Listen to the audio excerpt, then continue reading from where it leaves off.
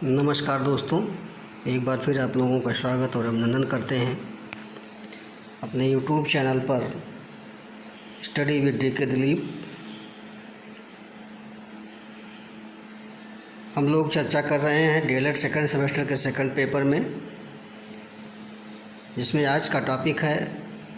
बच्चों के अधिकार या बाल अधिकार को लेकर के। क्योंकि व्यक्ति विशेष या समाज या राष्ट्र के एक जागरूक नागरिक होने के नाते हर व्यक्ति का एक नैतिक दायित्व और कर्तव्य बनता है कि वह अपने बच्चों के अधिकारों के प्रति जागरूक हो या समाज को जागरूक करें, चाहे वह शिक्षक के रूप में हो या शिक्षार्थी के रूप में हो या किसी सामाजिक संस्था या NGO या किसी भी एजेंसी के माध्यम से, किसी भी एजेंसी के द्वारा जो है बच्चों के अधिकारिता को लेकर के, उनके अधिकारों के संरक्षण को लेकर के एक समाज को नई दिशा प्रदान की जानी चाहिए। और बच्चों के अधिकार के संरक्षण के लिए जो भी प्रावधान किए गए, जो भी बातें की गई, उसके बारे में हम लोग इसमें चर्चा करेंगे। तो सबसे पहले ये जान लेते हैं कि बच्चों के अधिकार के अलावा अगर अधिकार की चर्चा की जाए तो अधिकार क्या है या अधिकार किसे कहते हैं। तो सबसे पहले हमें यह जानना है कि मानव के जो भी अधिकार हैं, मानवाधिकार आयोग के द्वारा जो भी अधिकार प्रदान किए गए हैं, वो सारे अधिकार, और इसके साथ साथ उसके सामाजिक, आर्थिक, राजनीतिक, सांस्कृतिक, नैतिक किसी भी मूल्यों की प्राप्ति करने के लिए जो उसकी आवश्यकताएं हैं,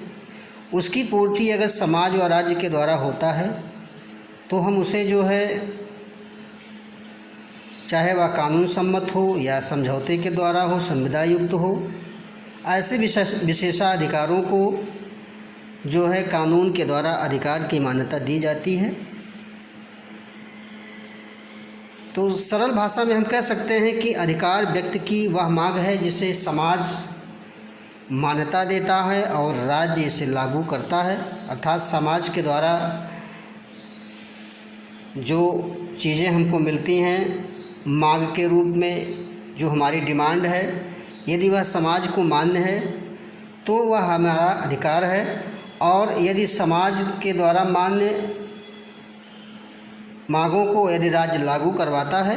तो वह अधिकार के रूप में हमें मिलता है। तो कहने का मतलब यह हुआ कि किसी वस्तु को प्राप्त करने या किसी कार्य को संपादित करने के लिए जो उपलब्ध कराया जाता है, चाहे वह कानून सम्मत हो या संविदा से हो, ऐसे विशेषाधिकारों से युक्त जो सुविधाएं हमको मिलती हैं और जिसे कानून मान्यता देता है, और इन्हें लागू करने और इनकी अवहेलना करने पर हमें नियंत्रण करता है, नियंत्रण प्रदान करता है, तो इसे हम अधिकार के नाम से जानते हैं। अब हम ये चर्चा करते हैं कि बाल अधिकार क्या हैं। तो बच्चे के या बच्चों के किसी भी देश की जो अमूल्य निधि है बच्चे, वह देश के कर्णधार हैं। यदि उन्हें अनुकूल वातावरण प्रदान किया जाए तो प्रत्येक बच्चा एक उत्पादक, वयस्क और देश के एक जिम्मेदार नागरिक के रूप में पल्लवित हो सकता है। तो कहने का मतलब ये हुआ कि बच्चे जो है देश की एक अमूल्य धरोहर हैं और कहीं न कहीं बच्चों को देश का भविष्य कहा जाता है। तो यदि उन्हें एक ख़ास वातावरण, एक ख़ास माहौल उत्पन्न करके या ख़ास इन्वायरमेंट उन्हें दिया जाए तो देश का, राष्ट्र का प्रत्येक बच्चा जो है एक उत्पादक के रूप में और एक वयस्क जिम्मेदार नागरिक के रूप में जो है हो सकता है, जो राष्ट्र के प्रति समर्पित होगा। और इस प्रकार समाज के समग्र विकास के लिए बालकों के विकास को जो है आवश्यक माना गया। तो क्योंकि बालकों का विकास जब होगा तभी समाज का एक विकसित रूप तैयार होगा और इन्हीं बालकों के माध्यम से, इन्हीं बच्चों के द्वारा ही एक स्वस्थ सामाजिक दशाओं का निर्माण होता है। यदि हम बच्चों के अधिकारों की बात करें तो जो मानवाधिकार में दिए गए हैं वह बाल अधिकार के अंतर्गत रखे जाते हैं, और इन बाल अधिकारों के अंतर्गत अगर हम मुख्यतः जो है बंटवारा करें तो उनमें से 4 भागों में हम इसे बांट सकते हैं। एक है जीवन का अधिकार, अर्थात हर बच्चे को, हर व्यक्ति को जीवन जीने का अधिकार जो है शामिल है, क्योंकि जीवन जीने के अधिकार में जो भी सुविधाएं हैं, जो भी सेवाएं हैं, चाहे वह भोजन हो, वस्त्र हो, आवास हो, इन्हें पाने का अधिकार तथा सम्मान के साथ जो है जीने का अधिकार हर व्यक्ति को है, हर बच्चे को है। तो कहने का मतलब यह है कि जीवन जीने के अधिकार में वो सारी न्यूनतम सुविधाएं उपलब्ध कराने की बात की जाती है। और इस जीवन जीने के अधिकार में जन्म के पूर्व से ही जो है बच्चे को मिलना प्रारंभ हो जाता है, और जन्म के उपरांत जीवन पर्यंत जो है जीवन जीने का अधिकार मिलता रहता है। और इसके बाद है संरक्षण का अधिकार। इस संरक्षण के अधिकार को हम अगर देखें तो इनमें हर व्यक्ति को कहीं न कहीं किसी के द्वारा जो है, चाहे वह कानून सम्मत हो, समाज के द्वारा हो, अभिभावक संरक्षक के द्वारा हो, उन्हें संरक्षण का अधिकार जो है उन्हें पालन करने, उनके पोषण करने का जो है एक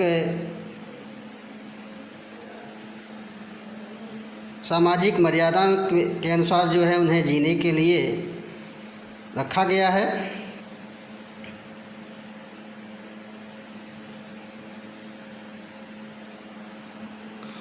साथ ही उनके शोषण या हिंसा या अन्यत्र जो है कहीं पर अगर उनकी उपेक्षा हो रही है, उनका उत्पीड़न हो रहा है, तो ऐसे बच्चों को संरक्षण करने का जो है उनके अधिकार के माध्यम से किया जाता है। और साथ ही साथ जो विकलांग बच्चे हैं या जो विशेष चाइल्ड हैं, उनके द्वारा जो है उनको प्राकृतिक रूप से या मानवीय रूप से उन्हें जो है किसी भी स्थिति में बच्चों को सबसे पहले जो है संरक्षण करने या उनकी सुरक्षा प्रदान करने का जो है दायित्व जो है चाहे राज्य सरकार द्वारा हो या उनके संवैधानिक प्रावधानों के द्वारा प्रदान किया गया है। तो इस तरह जो है संरक्षण में, और उसके बाद हम अगर अगला देखें तो विकास का अधिकार जो देखते हैं कि हर बच्चे का, चाहे वह शारीरिक विकास हो या मानसिक विकास हो या संवेगात्मक विकास हो, भावनात्मक विकास हो, तो इस दृष्टिकोण को देखते हुए जो है सभी प्रकार के विकास का जो है इसमें समावेश देखने को मिलता है। और यदि हम भावनात्मक विकास की बात करें तो इनमें अभिभावक, शिक्षक और समाज, विद्यालय तथा सरकार के द्वारा भी सभी बच्चों का सही रूप से देखभाल करने की जिम्मेदारी है।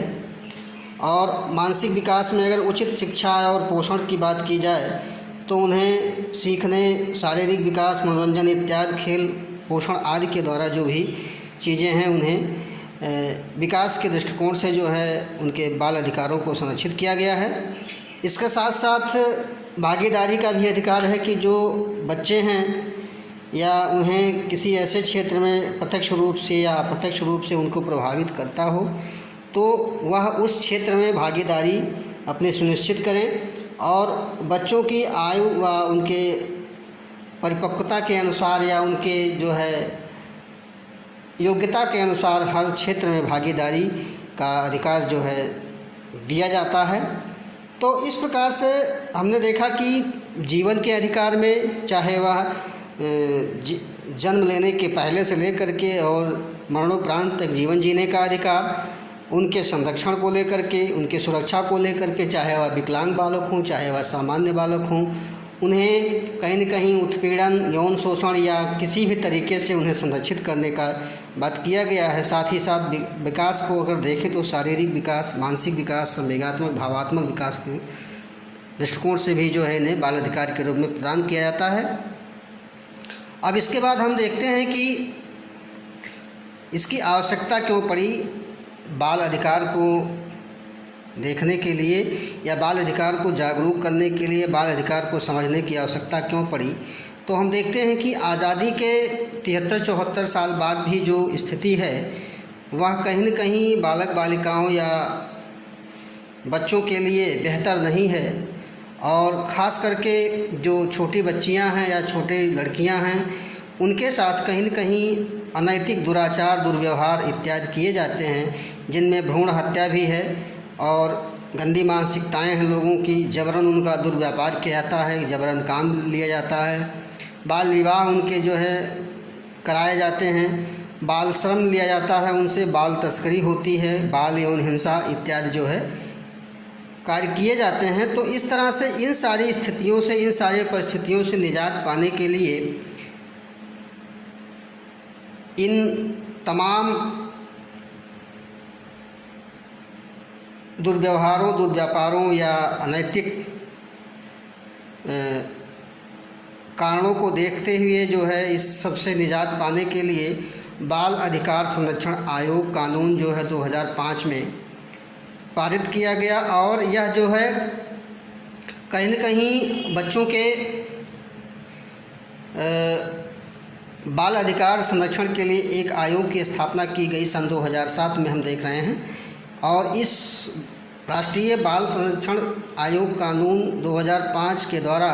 2007 में राष्ट्रीय बाल अधिकार संरक्षण आयोग की स्थापना की गई। और यह एक सांविधिक निकाय है और इसके द्वारा 0 से 8 वर्ष आयु के जो बच्चे हैं उनको शामिल किया जाता है इसमें, अर्थात जन्म से लेकर के और 18 वर्ष के जो बच्चे हैं वह कहीं न कहीं राष्ट्रीय बाल अधिकार संरक्षण आयोग के निगरानी में हैं। और इसके द्वारा जो है, इस आयोग के द्वारा उन्हें संरक्षण प्रदान किया जाता है, उन्हें व्यवस्थाएं दी जाती हैं, उनका सुरक्षा प्रदान किया जाता है। अब हम देखते हैं कि इनके उद्देश्य क्या थे। तो इनमें मुख्यतः जो है 2 बातें मिलती हैं, जो हैं कि संयुक्त राष्ट्र संघ के प्रस्ताव में उल्लिखित बच्चों के अधिकारों की जानकारी देना, अर्थात जो संयुक्त राष्ट्र संघ था उसके जो प्रस्ताव थे उनमें बच्चों के जो अधिकार थे उसके संबंध में जानकारी प्रदान करने की बात की गई थी इस राष्ट्रीय संरक्षण आयोग जो था, बाल अधिकार संरक्षण आयोग, इसके द्वारा। और दूसरा है कि भारत सरकार द्वारा बच्चों के कल्याण में किए गए जो भी प्रयास थे उनसे इन बच्चों को, इन बालकों को जो है अवगत कराने की बात की गई थी। और इसके बाद हम चर्चा करेंगे कि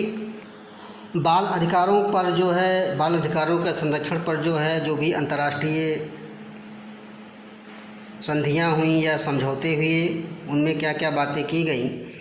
तो इनमें हम देखते हैं कि बाल अधिकारों के संरक्षण पर सर्वप्रथम जो है जिनेवा घोषणा पत्र जो है 26 सितंबर 1924 में पहली बार लाया गया था। और इनमें कुछ बातें जो थीं उसको देख लेते हैं कि पहला है कि बालकों के सामान्य विकास के लिए सभी भौतिक, आध्यात्मिक दोनों प्रकार की सामग्री उपलब्ध कराना। तो अर्थात उनके सामान्य विकास के लिए जितनी भी भौतिक और आध्यात्मिक सामग्रियां हैं उनको उपलब्ध कराया जाए। दूसरा है कि संकट काल में पहले बच्चों को सहायता प्रदान करना चाहिए, अर्थात जो भी अगर संकट काल आता है, कोई बाढ़ आपदा, कोई विपत्ति आती है, तो उस काल में बच्चों को सबसे पहले सहायता प्रदान करने की बात की गई थी। तीसरा है कि ऐसी दशा में रखा जाए उन्हें ताकि बड़े होकर अपने लिए आजीविका का प्रबंध कर सकें और उन्हें शोषण से बचाया जा सके। तो कहने का मतलब ये हुआ कि उन्हें ऐसा माहौल दिया जाए, उन्हें ऐसा जो है व्यवसायिक क्रम से जोड़ा जाए ताकि वह बड़े हो करके या वयस्क हो करके कहीं न कहीं उनका जो शोषण रूपी जो व्यवस्था है उससे निजात पा करके वह अपनी आजीविका का जो प्रबंध कर सकें ताकि उनका शोषण ना हो। और अगला है कि जो भूखे बालक हैं उनको भोजन दिया जाए, बीमार को सेवा दी जाए, पिछड़े व अपराधी बालकों में सुधार के अवसर दिए जाएं। साथ ही साथ अनाथ जो बच्चे हैं उन्हें सुरक्षा प्रदान की जानी चाहिए। तो जिनेवा घोषणा पत्र में जो है ये कुछ मुख्य बातें थीं जो बालकों को भौतिक, आध्यात्मिक दोनों प्रकार की व्यवस्थाएं, संकट काल में बच्चों को सहायता और उन्हें आजीविका का प्रबंध करने की बात की जाए ताकि उनका जो है शोषण मुक्त हो सके। और साथ ही साथ अगर हम देखें तो मानवाधिकारों की जो सार्वभौमिक घोषणा की गई थी 1948 में यूएनओ के द्वारा, इसमें जो है अनुच्छेद 26 के 2 में कह दिया गया था कि जो अनुच्छेद 26(2) है, इसमें शिक्षा अपने लक्ष्यों के साथ इस प्रकार निर्देशित होना चाहिए ताकि वह मौलिक स्वतंत्रता व मानवाधिकारों के आदर को सुदृढ़ कर सके। शिक्षा को संयुक्त राष्ट्र संघ के शांति प्रयासों को सुदृढ़ करने वाला होना चाहिए। तो अर्थात इसमें जो अनुच्छेद 26 का 2 है, मानवाधिकार सार्वभौमिक घोषणा 1948 के अनुच्छेद 26(2) में यह कहा गया कि शिक्षा ऐसी होनी चाहिए जो उन्हें एक मौलिक स्वतंत्रता यानी कि जो उनका एक यूनिक फ्रीडम की बात की जा रही है, उनको उस फ्रीडम को दिया जाए और उनके मानवाधिकारों के जो आदर सम्मान हैं उनको उपलब्ध कराया जाए। साथ ही साथ जो है जो संयुक्त राष्ट्र संघ के द्वारा जो भी बातें कही जा रही हैं शिक्षा को लेकर के, वह मजबूत होना चाहिए। इसके बाद फिर अगला देखते हैं कि संयुक्त राष्ट्र संघ के जो घोषणा था उसमें बालकों के अधिकारों को लेकर के 20 नवंबर 1989 को यह घोषणा की गई थी। ये जो है डेट पूछा जाता है एग्जाम में कि संयुक्त राष्ट्र संघ के द्वारा बाल अधिकार को लेकर के घोषणा कब की गई, तो 20 नवंबर 1989 को ये घोषणा की गई थी और इनमें 3 भागों में ये जो है घोषणा पत्र विभक्त किया गया है, बांटा गया है 3 भागों में और इसमें 54 अनुच्छेद हैं। तो ये 3 बातें हैं। 20 नवंबर 1989 को इसको घोषित किया गया, 3 भागों में बांटा गया है, 54 अनुच्छेद हैं अर्थात 54 पैराग्राफ हैं, जिनमें से कुछ बिंदु जो है इसके इस प्रकार हैं। जो ये घोषणा हुई थी तो इसमें ये कहा गया कि बच्चों को जन्म लेने के तुरंत बाद पंजीकरण व राष्ट्रीयता प्राप्त करने का अधिकार होगा। अर्थात इन बच्चों को जन्म लेते ही उनका जो है पंजीकरण कराया जाए और इनकी राष्ट्रीयता जो है सुनिश्चित की जाए कि आप फला देश या भारत देश के निवासी हैं। तो अगला इसमें है कि प्रत्येक बच्चे को अपनी राष्ट्रीयता, नाम, पारिवारिक नाम, पहचान बनाए रखने का अधिकार। अर्थात जो बच्चे हैं उन्हें अपनी राष्ट्रीयता बनाए रखने, अपना नाम और पारिवारिक नाम, पहचान बनाए रखने का जो है अधिकार है। साथ ही साथ माता पिता या परिवार से एकीकरण बनाए रखने, उनके संबंध मजबूत बनाए रखने की बात की गई। तथा अगला कि बच्चों को अपनी भाषा, संस्कृति, मूल्यों, राष्ट्रीय मूल्यों और उनके प्रति आदर भाव विकसित करने का जो अधिकार है उसको भी जो है बताया जाए, ताकि बच्चे अपने परिवार व भाषा, संस्कृति के माध्यम से इन राष्ट्रीय मूल्यों, संस्कृतियों, धरोहरों आदि को जो है जाने। साथ ही साथ अगला है कि माता पिता संरक्षक के प्रति उत्तरदायी जो बच्चे हैं उनका जो दुर्व्यवहार करते हैं उन्हें राष्ट्र संरक्षण प्रदान करेगा। अर्थात जो संरक्षक हैं यदि वह उनके साथ कोई दुर्व्यवहार करते हैं, उनका शोषण करते हैं, तो राष्ट्र उन्हें संरक्षित करेगा। इसके साथ साथ अगला है कि बच्चों के अपहरण, नशीले पदार्थों के सेवन, क्रय विक्रय आदि को रोकने से भी संरक्षण का अधिकार होगा। अर्थात जो भी बच्चे हैं उनका यदि अपहरण किया जा रहा है, उन्हें नशीले पदार्थों का सेवन कराया जा रहा है या वह उस क्षेत्र में घुस चुके हैं या उन्हें क्रय बेचा खरीदा जा रहा है, तो इन सारी चीज़ों को रोकने के लिए जो है इस संयुक्त राष्ट्र संघ घोषणा के पत्र में जो है कहा गया। इसमें अगला है कि अगला लैंगिक शोषण से बचाने, अर्थात जो लैंगिक विभेद किया जाता है बालक बालिकाओं में या जो बच्चियां हैं उनका बालपन में है या उनके यौन शोषण उनका कराया जाता है, चाहे वह बालक हो या बालिका हो, तो इनसे बचाने के लिए, उनके अधिकारों को जताने के लिए, बताने के लिए यह जो है किया गया। साथ ही साथ अगला है कि बच्चों को आर्थिक शोषण, खतरनाक कार्य करने तथा शारीरिक, मानसिक, नैतिक व आध्यात्मिक आदि से हानि होने से बचाना। अर्थात जो बच्चे हैं उनको आर्थिक शोषण न कराया जाए, खतरनाक कार्य करने के लिए मनाही की जाए और जो उनका शारीरिक, मानसिक, नैतिक शोषण हो रहा है उनसे भी बचाने की बात की गई। साथ साथ में सशस्त्र संघर्ष या युद्ध में 15 वर्ष से कम अगर बच्चा है तो उसे भाग लेने के लिए आप जो है जबरन नहीं कह सकते हैं। अर्थात सेना भर्ती होने पर निषेध है जो जिनकी आयु 15 वर्ष से कम हो। इसके साथ साथ 10वां है कि प्रत्येक बच्चों को आराम करने, खेलने और अपनी उम्र के हिसाब से मनोरंजन, सांस्कृतिक व कलात्मक गतिविधियों में भाग लेने का हक है। तो प्रत्येक बच्चे का जो है एक अधिकार है कि वह अपने आप को खेलने में या अपनी उम्र के हिसाब से जो भी उसका मनोरंजन है, सांस्कृतिक प्रोग्राम है, जो भी कलात्मक दृष्टिकोण है, उसमें कहीं न कहीं वह भाग ले। तो इस प्रकार से हमने देखा कि बाल अधिकारों को लेकर के अंतर्राष्ट्रीय संगठनों या जिसको हम कहें कि सर्वप्रथम जिनेवा के द्वारा और दूसरा जो है यूएनओ के द्वारा जो है किया गया, जो यूएनसीआरसी के द्वारा जो प्रावधान किए गए थे, जिसको हम United convention on the rights of the child कहा जाता है। और इस यूएनसीआरसी, जिसे संयुक्त राष्ट्र बाल अधिकार अभिसमय के नाम से जाना जाता है, इस संस्था को, और इसमें 1989 में बाल अधिकारों के लिए कुछ प्रावधान किए गए थे, जिनमें हमने मोटा रूप में देखा कि जो है कुछ विशेष बातें थी इसको हम थोड़ा सा अनुच्छेद वाइज देख लेते हैं कि इसमें कौन कौन सी बातें कही गई, जो आर्टिकल के रूप में हम इसको देखते हैं। तो हमने देखा कि बाल अधिकार एक हमने बनाया और इसके इर्द गिर्द जो है चारों तरफ से ये जो है बाल अधिकारों को संरक्षण प्रदान करता है। तो जिनमें से अनुच्छेद 2 में अगर देखा जाए तो गैर विभेदन की बात की गई है। 3 में बच्चों को सर्वोत्तम हित की बात की गई है। अनुच्छेद 12 में उनके इच्छाओं का आदर करने की बात की गई है। अनुच्छेद 13 में अभिव्यक्ति की स्वतंत्रता की बात की गई है। अनुच्छेद 42 में अधिकारों का उन्हें ज्ञान कराए जाने की बात कही गई है। अनुच्छेद 11 में अपहरण से स्वतंत्रता की बात की गई है। अनुच्छेद 14 में धार्मिक स्वतंत्रता की बात की गई है। 28 में शिक्षा का अधिकार और अनुच्छेद 9 में माता पिता से अलग किए जाने की सुरक्षा की बात की गई है।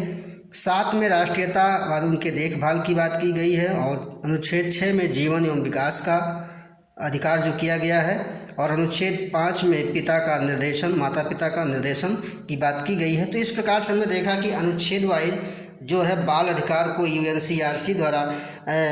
बांटा गया है। इसके अलावा कुछ और भी अनुच्छेद हैं जिनका वर्णन यहाँ पर पूरी तरीके से नहीं किया जा सकता है। तो हमने थोड़ा सा जो है मोटा रूप में कुछ अनुच्छेदों को यहाँ पर रखा, जो कहीं न कहीं अधिकारों के ज्ञान कराने की बात, उनके अभिव्यक्ति की स्वतंत्रता की बात और बच्चों के सर्वोत्तम हित, पिता माता का निर्देशन, उनके जीवन विकास को लेकर के, उनकी राष्ट्रीयता को लेकर के और उन्हें शिक्षा का अधिकार, धार्मिक स्वतंत्रता का अधिकार के बारे में जागरूक करने की बात की गई थी। तो इस प्रकार हमने देखा कि बाल अधिकार को जो है वैश्विक लेवल पर यूएनओ द्वारा या संयुक्त राष्ट्र संघ या उसके बाद जो यूएनसीआरसी है उसमें जो है एक अभिसमय बनाया गया। इसके बाद अगर हम भारतीय दृष्टिकोण से देखें तो बाल अधिकारों को भारत सरकार ने